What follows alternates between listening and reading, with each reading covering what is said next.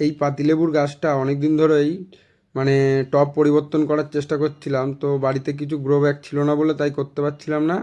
তো তার জন্য একটা গ্রো ব্যাগ নিয়ে এসেছি এবং নিচে কিছুটা মাটি দিয়ে দিচ্ছি। এই মাটির মধ্যে বালি মিক্স করা আছে আগে থেকেই, তার উপরে কিছুটা ওই শুকনো গোবর দিয়ে দিচ্ছি, যাতে মানে গ্রো ব্যাগটা হালকা হয় এবং পরে এগুলো আবার ফের মাটির সাথে মিশে সার তৈরি হয়ে যাবে। এবং এইটা আমার মিশ্র সার, এর মধ্যে সমস্ত রকমের খোল খোল দেওয়া এবং হাড়কুচি, শিংকুচি সমস্ত কিছু দেওয়া আছে।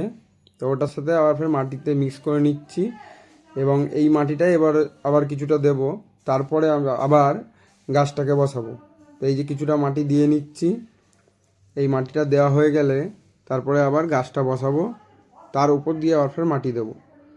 তো এই রকম মানে মিশ্র সার দিয়ে আগে মাটিটা তৈরি করে নিলাম এবং সেই মাটিটাকেই দিয়ে আবার ব্যাগটাকে ভরে নিচ্ছি।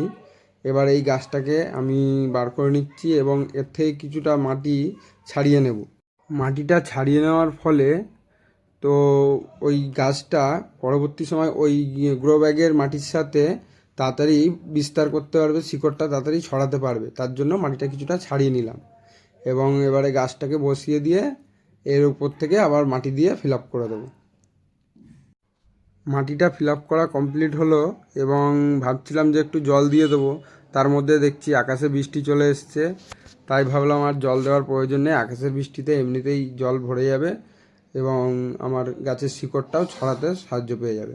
তো তাই আর আমি বৃষ্টির জন্য আর জলটা দিলাম না। দেখুন এদিকে চারিদিকে বৃষ্টি পড়া শুরু হয়ে গেছে।